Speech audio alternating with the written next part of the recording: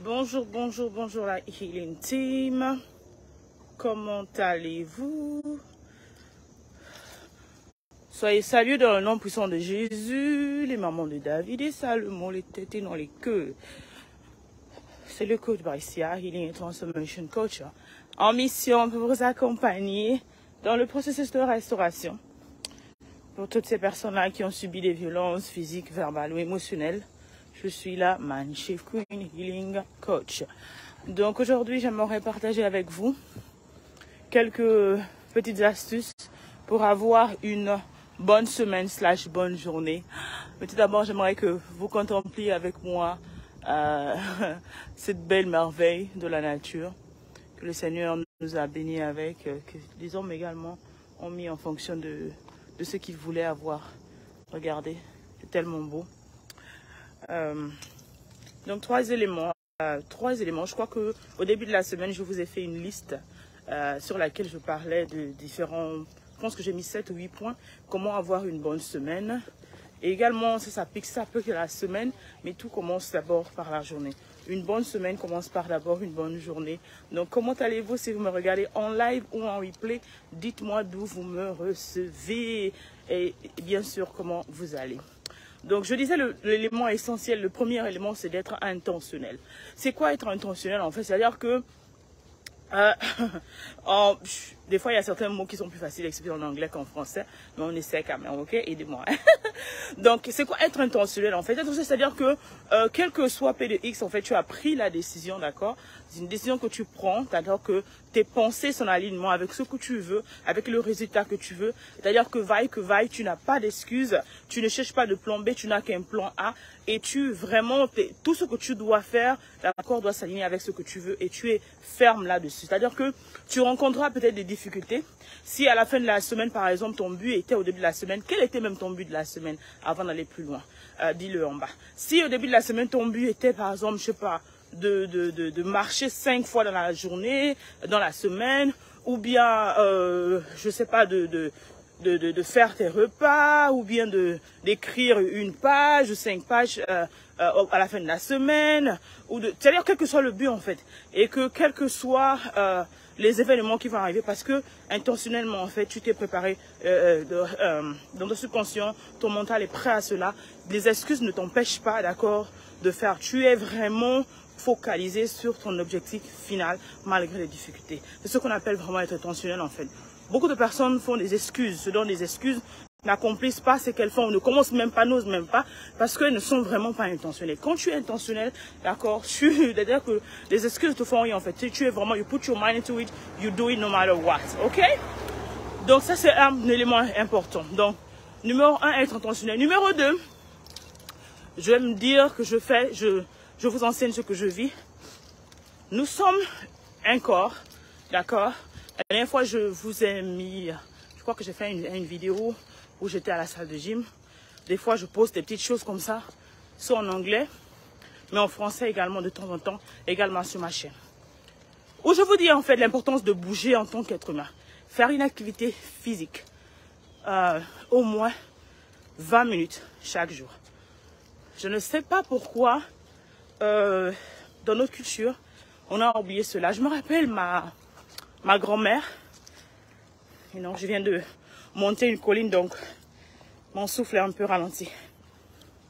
Ma grand-mère, en fait, mon arrière-grand-mère, nous avions toujours eu des plantations, en fait. Et des hectares, et des hectares, et des hectares. Et je me rappelle que à l'époque, ils ne marchaient pas, en fait. Ils ne prenaient pas la voiture, etc. Elle marchait des kilomètres et des kilomètres.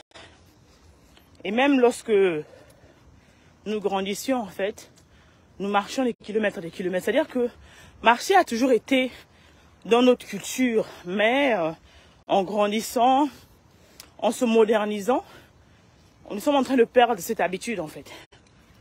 D'aucuns diront qu'ils sont occupés. D'aucuns donneront les excuses que ce sont les enfants. Mais moi, je vais vous dire que lorsque tu es intentionnel, tu ne le fais plus parce que tu veux le faire. Tu ne le fais plus parce que tu as envie de le faire. Tu le fais parce que tu dois le faire. Laisse-moi encore répéter. Tu ne le fais pas parce que tu as envie de le faire. Tu ne le fais pas parce que tu veux le faire. Tu dis, yeah, j'ai envie de marcher aujourd'hui. Tu le fais parce que tu dois le faire. D'accord? Marcher est essentiel. C'est-à-dire que tu peux marcher. Je dis toujours marche, saute, cours. Choisis une activité qui te fait plaisir. Moi, j'aime beaucoup marcher parce que marcher ou courir de temps en temps ou marcher très vite, ça me permet en fait d'être en communion avec la nature. Et je ne cache pas mon amour de la nature depuis des années. J'aime beaucoup la nature. Quand je suis dans la nature, je me sens moi-même parce que, Dieu a créé cet univers-là pour nous, pour que nous puissions vraiment en prendre soin en ce moment et pour que nous puissions nous rappeler en fait que des bienfaits en fait, d'accord, des bienfaits qu'il a créés, juste des petites choses. Donc, marcher, une activité physique par jour, que ce soit marcher, que ce soit courir, que ce soit faire la boxe pour les hommes, que ce soit faire les squats pour les femmes. Trouve quelque chose en fait que tu aimes toi pour t'aider. Trouve quelque chose en fait qui te fait du bien, qui te rend heureuse en fait ou heureux. Trouve quelque chose, d'accord, qui en même temps le faisant en fait, tu es bien en fait, pas quand tu es frustré, d'accord? Cela va permettre à ton corps d'être en mouvement. Et lorsque le corps est en mouvement, en fait, ça t'aide à déstresser. Lorsque le corps est en mouvement, en fait, ça te rend bien, en fait, d'accord? Ça te rend heureuse. Lorsque le corps est en mouvement, en fait, tu es en bonne santé. Le sang circule bien. Les organes sont en bonne santé. Nous sommes de plus en plus dans un ère où les gens tombent malades tout le temps parce que nous sommes dans la sédentarité. Et c'est très dangereux pour notre mental, c'est très dangereux pour notre physique. Nous avons besoin de nous mouvoir, raison pour laquelle le Seigneur nous a, tout ce que nous avons en fait a des joints. Donc ces joints ont besoin de se mouvoir. Ces joints ont besoin de bouger, en fait, d'être activés, d'accord? Et cela, en fait, c'est dans l'activité physique que tu dois faire. Et tu choisis ce que tu veux, en fait. Il y en a qui font la boxe, il y en a qui font... Et je vous assure, tu n'as besoin que de 20 minutes par jour, pas plus. 20 minutes par jour. Si c'est 10 minutes que tu as besoin minimum, fais-le 10 minutes. Je ne peux pas te donner un minimum parce que je ne sais pas ta condition. Donc, fais ce que tu peux faire avec la saison dans laquelle tu te trouves. Il y a des saisons quand ma petite était encore, quand la princesse était encore bébé, mais je marchais avec elle et je poussais j'avais la poussette en fait au parc, etc. Je le faisais en fait. Parce que j'avais compris que l'enfant sera enfant pendant un moment. Si tu attends que l'enfant grandisse pour les mamans, ou l'enfant a un certain âge pour commencer à prendre soin de toi, ben, tu es en train de te retarder en fait. Tu es en train de te faire vraiment... tu ne te rends pas service, ok? Donc, une activité physique, et je dis toujours, pour celles personnes qui me disent qu'elles n'ont pas le temps, si tu as le temps de t'asseoir devant Netflix pendant 4 heures, 3 heures, fais le marathon de Netflix, c'est-à-dire que tu peux réserver 1h30, 30 minutes, 20 minutes pour toi. C'est très essentiel. Numéro 3, boire de l'eau. Nous sommes 80% couverts d'eau en fait, 80-90%. L'eau, le corps c'est l'eau en fait. On sue, on dépense beaucoup de la sueur. Lorsqu'on urine, on rejette beaucoup d'eau. Donc on a besoin de boire de l'eau. C'est très important, d'accord, non seulement pour que le sang, d'accord, parce que le sang également est composé d'eau, pour que le sang soit bien managé, pour que le sang soit bien en fait purifié, il faut qu'on ait de l'eau. La société maintenant, on est plus dans les sodas, etc. Comment moi j'ai appris à mon petit garçon à ne pas prendre les sodas, ok? Lorsque tu prends la canne de soda, tu regardes derrière en fait. Et tout se passe avec n'importe quel jus. Tu lis derrière, tu regardes le nombre de sucre qu'il y a dedans dans cette canne. Une seule canne, on dit qu'elle est équivalente à 7 à 8 cuillerées de sucre. Je répète encore, une canne de coca, une canne de Fanta, c'est-à-dire que les cannes là, d'accord, les sodas, équivaut à 7 à 8 cuillerées à café de sucre. Donc à chaque fois que tu prends une canne de Coca-Cola, une canne de Sprite, etc., c'est ce que tu prends dans ton sang, tu incurges dans ton corps. Et c'est ça en fait qu'on doit être conscient, c'est très important de boire de l'eau au lieu de se lever le matin et pop. C'est facile de le faire lorsqu'on est sédentaire, lorsqu'on est à la maison, lorsqu'on est occupé, mais il faut vraiment apprendre à prendre soin de soi. Et boire de l'eau, c'est essentiel, d'accord? Non seulement, comme je disais, pour la bonne circulation du sang, c'est bien également pour la peau. Notre peau est élastique, on a besoin de s'ajouter de l'eau, c'est très important pour qu'elle soit élastique. Des fois, quand tu remarques que tu as les démangeaisons cutanées, tu te dis, ah, c'est l'allergie. Non, tu manques d'eau. Quand la peau est sèche, la peau n'a pas été alimenter, en fait, la peau est déshydratée, tu ne bois pas assez d'eau. Donc, il faut boire de l'eau. J'ai laissé ma gourde dans la voiture. Je prends au moins 64 oz d'eau, c'est-à-dire que je ne sais plus combien ça fait en millilitres, mais je bois beaucoup d'eau en fait, parce que j'ai compris que c'est important, c'est essentiel. Et une petite astuce également, des fois lorsque tu dis que tu as faim, d'accord, que j'ai appris longtemps dans mes études, tu te lèves le matin ou bien tu te lèves au milieu de la nuit, tu dis que tu as un creux et tu veux aller manger. Avant d'aller manger, fais cette astuce, fais ce test, va d'abord boire de l'eau. Et si après avoir bu de l'eau, en fait, tu as toujours faim, c'est que tu as vraiment faim. Parce que des fois, qu'est-ce qui se passe, c'est que lorsque tu penses que tu as envie de boire, tu as faim, tu n'as pas faim en fait. Tu as juste soif. Donc, essaie cette astuce-là et vois si ça va t'aider en fait pour ces personnes qui ont le craving tout le temps au milieu de la nuit, ça m'arrivait tout le temps. Et j'ai compris que quand je ne buvais pas assez d'eau, également, c'était pas la faim, c'était juste la soif. J'avais besoin d'étancher ma soif, ok? Dernier élément que je vais te laisser, il y en a plusieurs, mais dernier élément, c'est de vraiment faire du bien. Être intentionnel de faire du bien, no matter what. C'est-à-dire que fais du bien à quelqu'un chaque jour, chaque semaine. Fais du bien à quelqu'un parce que lorsque tu fais du bien à quelqu'un, non seulement tu cultives ce que la parole nous enseigne, on les reconnaîtra par ses fruits. Et comment on fait, quels sont les meilleurs fruits, c'est vraiment comment on va aimer les uns les autres en fait. La manière que tu traites les gens autour de toi, la manière que tu traites tes collègues, tu traites tes business partners, tout ça en fait c'est très important. Pourquoi? Ça te revient de manière directe ou indirecte. Pause, j'aime bien cette partie-là. Je la montrerai la dernière fois parce qu'à une certaine heure de la journée, il y a des gens qui viennent et qui font du yoga là. J'aime beaucoup cette partie-là. Je voulais la montrer. Donc à un moment en fait, il faut faire du bien aux gens. Il faut faire du bien aux gens. Il faut bien traiter les gens. Quel que soit en fait alpha, quel que soit comment on dit tu arrives. On dit même plus tu es enlevé, plus le Seigneur t'élève en rang, etc.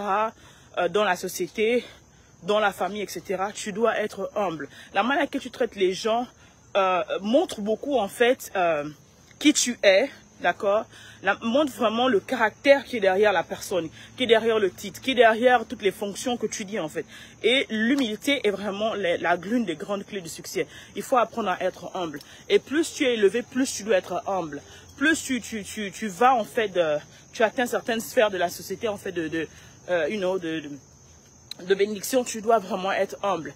Et la manière que j'ai appris par rapport à l'humilité, c'est qu'il y a des épreuves que tu traverses en ce moment, il y a des situations que tu traverses en ce moment en fait, qui font que demain après-demain, par exemple, tu comprends lorsque quelqu'un te dit qu'il a faim, parce que tu as peut-être traversé, tu as vu, tu as connu la faim en fait. Je me rappelle, nous sommes à 5 et ma maman qui nous a élevés toute seule, il y avait des moments où c'était vraiment la galère en fait. Il y avait des moments où on se partageait un pain à 5. Donc quand tu me parles je ne peux pas me moquer de quelqu'un qui a faim parce que j'ai mangé un quart ou un cinquième d'un pain avec de l'eau sucrée et je rends grâce à Dieu pour ça. Donc je sais en fait, j'ai mangé l'un des moments vraiment bas qu'on a connu. Ma maman était fonctionnaire, bien que fonctionnaire, mais c'était vraiment difficile en fait. C'était vraiment difficile à un moment où il fallait faire la queue pour aller à la fin du mois, etc. Et je me rappelle un jour, elle est allée, comme ça le matin, très tôt le matin, aller faire la queue à une banque de chez nous.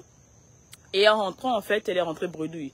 Et elle disait seulement, si on peut au moins avoir quelque chose, au moins pour avoir acheté un sac de riz. Et le sac de riz, c'était vraiment un luxe. Acheter le sac de riz, un carton de poulet ou du poisson frais. Mais ce jour-là, elle est rentrée vraiment fatiguée. Et j'ai vu ma maman, comment elle était triste, comment elle était vraiment, en fait, en tant que seule, elle revient, ses propres émotions, ses propres problèmes, mais elle regardait ses enfants qui étaient là, qui étaient plus ou moins mourants en fait, d'accord, parce que nous avions vraiment faim. Et la seule chose qui nous restait en fait dans le frigo, c'était ce qu'on appelle chez nous les malobis, d'accord. C'est le tubercule qui est rentré, qui a été trempé. Mais ce tubercule là, c'était un truc vraiment spécial parce que c'était décomposé en fait. Ça avait presque des acides. Que je le parle avec toute humilité en fait, en toute humilité que je partage cette histoire avec toi. Et ma maman a écrasé en fait cela. Elle a écrasé, elle a fait la bouillie en fait, ce qu'on appelle moussoul malobi, c'est-à-dire que la purée de tubercule. Et c'est ce qu'on a mis, on a mis du sucre avec un peu d'arachide, c'est comme ça qu'on mange ça chez nous. Et c'est ce qu'elle nous a donné ce soir-là. On a pu dormir grâce à ça en fait.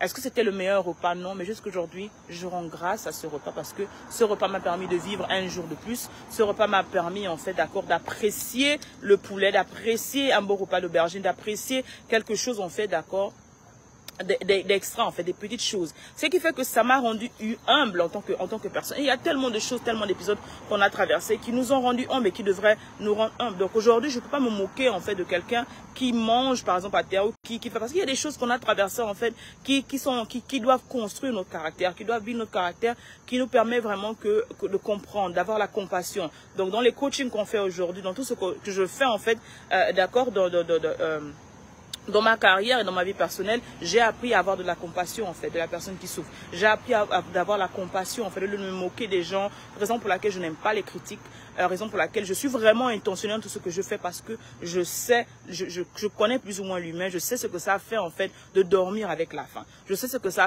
fait de dormir avec un compte vide. Je sais ce que ça fait, en fait, de ne pas pouvoir payer ses factures. Donc, quand tu arrives à être humble à un moment donné, le Seigneur t'élève encore, le Seigneur t'envoie des bénédictions, le Seigneur, même si c'est un moment babou. Et pendant ces moments, en fait, d'accord, également un point que j'ai oublié dans la liste, c'est vraiment de pratiquer la gratitude. Quelle que soit la saison dans laquelle tu te trouves, dis Seigneur merci. Comme on dit, il y a un chant en anglais que j'aime beaucoup qui disait « You don't have to worry and don't you be afraid. Joy comes in the morning, trouble don't last always. For there's a friend in Jesus who will wipe your tears away. And if your heart is broken, just lift your hand and say, oh, I know that I can make it. I know that I can stand.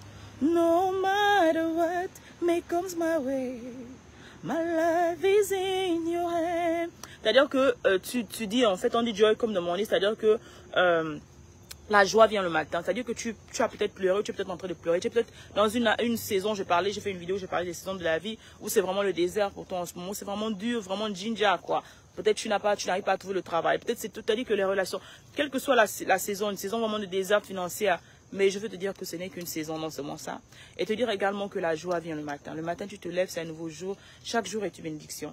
Il y en a qui dorment, qui ne se réveillent pas. Il y en a qui ont des problèmes sérieux, en fait. Plus que toi. C'est vrai, aujourd'hui, toi, tu as des problèmes d'argent, mais il y en a qui ont des problèmes de santé. Entre quelqu'un qui a des problèmes de santé et quelqu'un qui a des problèmes d'argent, toi, tu peux encore te lever, aller chercher l'argent. Tu peux te battre pour avoir quelque chose. Tu peux te battre pour recommencer quelque chose. Mais quelqu'un qui est mourant, il n'a plus aucun choix. Donc, il y a la joie, en fait. Ton ami, c'est en Jésus. Je suis une coach chrétienne, donc je vous rappelle toujours la base, en fait, c'est ce que moi-même j'utilise. Quand ça ne va pas, quand c'est difficile, etc., je m'accroche à la source. La source, ce n'est pas ton argent. La source, ce n'est pas ta relation. La source, ce n'est pas ton business. La source, ce n'est pas, en fait, tout ce que tu as, ton intelligence. La source, c'est vraiment ton Dieu, en fait. C'est lui qui te donne tout. Donc, lui rendre grâce à Dieu, il dit encore en tout temps, d'accord, en supplication, en action de grâce, viens donner tes doléances, en fait. Donc, quand tu viens, tu dis au Seigneur, tu commences par dire merci. Tu commences à dire merci pour la journée, merci pour ce que tu n'as pas déjà. Merci, Seigneur, pour la maison, merci pour le travail, merci pour les associés divins, les partenaires divins. Tout ce que tu veux, en fait. Quand tu pratiques l'attitude de gratitude dans ta vie, il y a beaucoup de portes qui s'ouvrent. Il y a beaucoup de portes des limites qui ferment, d'accord, parce que tu remercies Dieu. Lorsque tu remercies Dieu, en fait, tu attires vers toi de bonnes grâces. Donc, je voulais vraiment partager cela avec vous et vous dire d'appliquer ces différents éléments très importants. Et si tu les appliques chaque jour, en fait, dans la journée, ben laisse-moi te dire qu'à la fin de la semaine, tu auras semé des petites graines qui porteront, en fait, des fruits et qui vont te nourrir demain après demain, d'accord? Et c'est comme ça qu'on devient sa meilleure version, comme ça qu'on devient une autre personne, d'accord? On prend soin de soi, on est intentionnel, d'accord? On s'occupe de son corps qui est l'élément essentiel et on pratique la gratitude. Parmi ces points, en fait, dis-moi lequel t'as plus parlé. Dis-moi si ça t'a béni. Partage cette vidéo. Ça pourra aider quelqu'un. Tag une personne qui aura besoin de cela. Et dites-moi, en fait, d'accord, d'où vous me recevez. Dites-moi. Joignez-nous dans nos différents masterminds. On va recommencer Eve Academy, d'accord, réouvert. Les inscriptions de Eve Academy, qui est l'Académie des Reines, mais également pour les hommes. Il y a la masterclass qu'on a faite qui s'intitule Mindshift, je recrée ma vie, qui est un programme de 6 semaines qui est ouvert aux femmes comme aux hommes, pour toute personne en quête de restauration, en quête de guidance, d'accord, premier élément. Et deuxième pas, si tu vas aller plus loin, tu viens dans le mastermind evefemme.4, d'accord, restaurer pour mieux servir mon peuple. Gros bisous à vous, les formations sont là disponibles pour vous. On se retrouve dans une prochaine vidéo. Avec amour, abonnez-vous à cette page, nos différentes pages, notre chaîne YouTube. Et n'oubliez pas de laisser un commentaire également. Et également commenter la page, laisser les commentaires sur la page pour qu'on puisse aller à un autre niveau. Également, ça aide, d'accord, et ça nous fait du bien. Et bien sûr, quels sont les genres de vidéos que vous aimerez plus, quels sont, en quoi pourrais-je vous servir, ok? Bon début de semaine. Bye bye. Merci.